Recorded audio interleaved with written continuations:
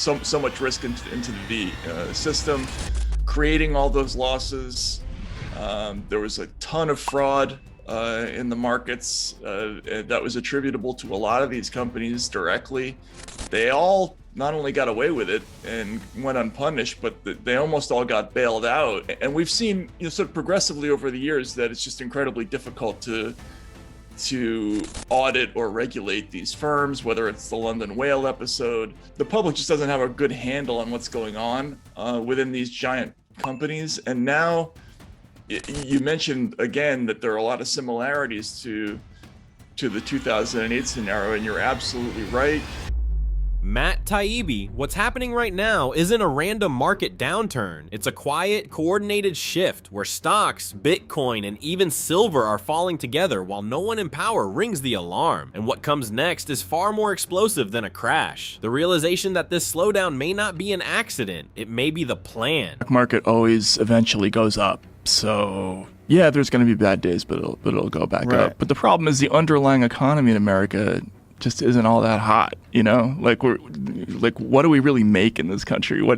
Where's the floor, right? Like we have some industries that sort of perform well, but if periodically we go through these bubbles that are based on nothing more than enthusiasm. Let's be very clear about this. That is not an accident. A sudden crash makes people angry. Angry people demand answers, vote people out, and force the system to change. But a slow, steady bleed, that just makes people tired. And tired people do not resist. They comply. The slow drain is not a failure of the system. It is the system working exactly as intended. Over and over again on Wall Street, like you find some corner of the financial universe that's unregulated, and everybody sets up basically a gambling shop there, and they trade in products that the government doesn't really monitor, and before you know it, everybody's leveraged to the hilt and there's too much risk in the system, and then eventually it breaks and there's catastrophic losses and the government has to step in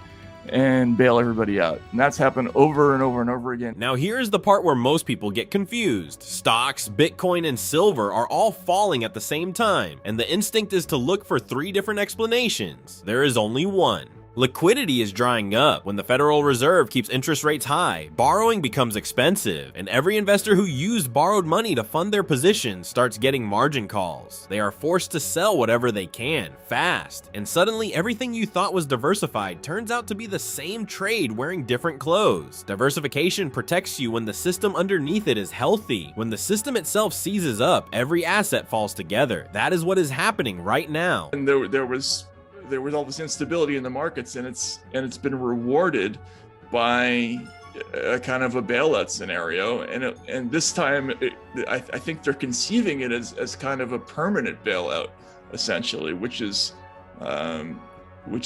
unsettling, to say the least. Meanwhile, turn on financial news and they will point at the S&P 500 and tell you everything is fine. Here is why that is a lie told with accurate numbers. The index is technically 500 companies, but it is effectively controlled by about 10 of them. When Apple or Nvidia has a strong week, the whole index rises, hiding the fact that hundreds of smaller companies underneath are quietly deteriorating. On top of that, trillions of dollars now flow into index funds automatically, with no human being deciding whether these stocks are actually worth the price. The money pours in mechanically because that is what the algorithm does. No judgment, no reality check, just autopilot buying whatever is already the biggest. When that autopilot finally meets a wall, the correction is not gradual, it is sudden. No matter whether a company hasn't shown any ability to make money or has no reasonable profit and loss statements. It's just, if it's a good idea, the stock is sound and everybody should invest in it, and the stock market is going to continually go up, so don't worry about it. Of course, that doesn't happen. It blows up. Everybody loses their shirt. But what do? The Fed lowers interest rates, basically allows Wall Street to recapitalize, drink itself sober, and they plunge into the next. Listen to how this moment is being described in financial media, and you will notice something. Nobody calls it a crisis. Instead, you hear soft landing, healthy correction, resilient consumer, transitory pressure. Every phrase is engineered to sound like a doctor managing your expectations rather than a patient in genuine trouble. This is not accidental. The language is doing real work. It keeps you calm enough to stay in the game, patient enough to not ask the hard questions, and just uncertain enough to assume you are probably missing something. Taming the language is how you tame the outrage. Now pay attention to what happened to Bitcoin, because this is where the plan for 2026 becomes impossible to ignore. Bitcoin was built to be outside the banking system entirely. No middlemen, no government control, no authority capable of printing more of it or freezing your wallet. That was a genuine threat. Banning it outright would have made it a martyr and proved every point its believers ever made about power fearing financial freedom. So the establishment did something far more effective. They absorbed it. This system now of people betting on credit that is legal, which creates more losses out of thin air. So yeah, I'm terrified every time I see the stock market go up. What's it based on? Is it based on our economy actually doing well? I don't know. I don't think so. You know, I'm sorry. I look like I'm scaring you a little bit. They approved the ETFs. They welcomed Bitcoin onto regulated exchanges. They let Wall Street build custody products and institutional funds around it. With every one of those steps, Bitcoin moved from outside the system to inside it, managed by the exact same institutions it was designed to make obsolete. They did not kill Bitcoin. They gave it a job title and an ID badge. But absorption required one more thing. The identity had to go. Bitcoin's original ethos was anti-bank, anti-surveillance, anti-centralization. That story could not survive inside a Goldman Sachs product brochure, so the rebrand happened quietly. The ethos got reframed as immaturity, mainstream adoption got sold as legitimacy, and the analysts who spent years calling Bitcoin a scam are now running Bitcoin desks at the same banks. The believers got the price appreciation, the institutions captured the infrastructure, the revolution was not stopped, it was repackaged and sold back to you at a management fee. They worked incredibly hard to make sure that we didn't pass really, really simple laws that would have created transparency in all sorts of markets, like mortgages. They never got around even to doing something for crypto that would have made sense. So why does 2026 specifically matter? Not because of the date, because the buffers are gone. The stimulus savings that kept consumer spending alive after 2020 have been spent down. The credit card balances that filled the gap after the savings ran out are now maxed out. The ultra low interest rates that made debt cheap and kept asset prices inflated are gone. For years, there was always one more cushion absorbing the pressure. In 2026, those cushions have run out, and the higher for longer rate environment is finally doing the damage that was always coming. The date is not special, the timing is. Excited, but the reality is, we have all these zombie companies that essentially can barely make their own debt service. That's a fair portion of the American economy is barely subsisting. Right, so any interruption in their ability to get liquidity would be a catastrophe. And right on schedule, as the alternatives dry up, a new generation of financial products is appearing. Frictionless, government-backed, works everywhere, easy to download in 60 seconds. What these products also do is log every transaction you make, track every pattern in your spending, and carry the technical ability to restrict your access if your financial behavior falls outside acceptable limits. Nobody is forcing you to use them, they just need to make every other option worse first. And they have been doing exactly that for years. The adoption is not forced. It is engineered through the slow removal of alternatives. Making sure that there aren't massive, irresponsible levels of risk in the economy. And we saw with a bunch of these recent episodes that the same kinds of behaviors are happening again.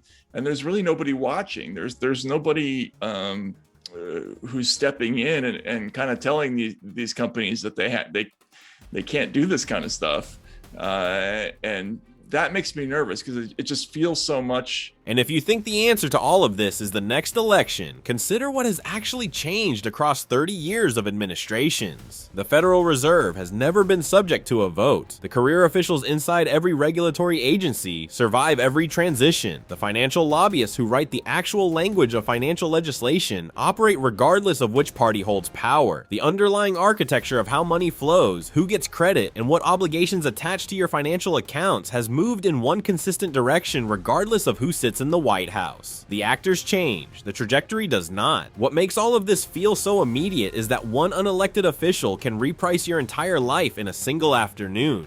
One speech from the Fed chair moves every market simultaneously. One regulatory ruling can require your wallet to link to a government ID. One policy change can freeze your account while you sit on hold. You built your financial life on top of rules written by people you never voted for and cannot remove. Understanding that is not about giving up, it is about being clear-eyed about what you are actually dealing with. Elections, right? And again, if you cover elections, it's incredibly boring and you never hear anything of substance and it's not terribly complicated. And, the Democrat says that, we want to help the middle class, and the Republican says we want to protect family values. And that's pretty much the extent of the intellectual challenge in terms of covering that stuff. What's important to understand is what this moment actually represents. This is not the end of capitalism, not a dramatic collapse, and not a cinematic failure where the system breaks all at once. Those framings are emotionally satisfying, but they obscure what's really happening. What's unfolding is quieter and far more deliberate, a steady consolidation of financial power, data, and leverage into fewer, more centralized hands, while the language used to describe that process keeps it feeling technical, manageable, and non-threatening. Stay skeptical of new financial products that arrive precisely when your existing options have been made worse. Pay attention to the language being used to describe what is happening around you, not because language reveals a secret plan, but because the gap between the official words and the underlying reality is the most reliable signal you have access to. In Washington, most stories end up coming down to issues of money. Whoever is paying for the politicians to run their campaigns, they're the ones who are going to get the policy priority, and the easiest source of cash to run political campaigns is the financial services industry, or the weapons makers, but particularly financial services.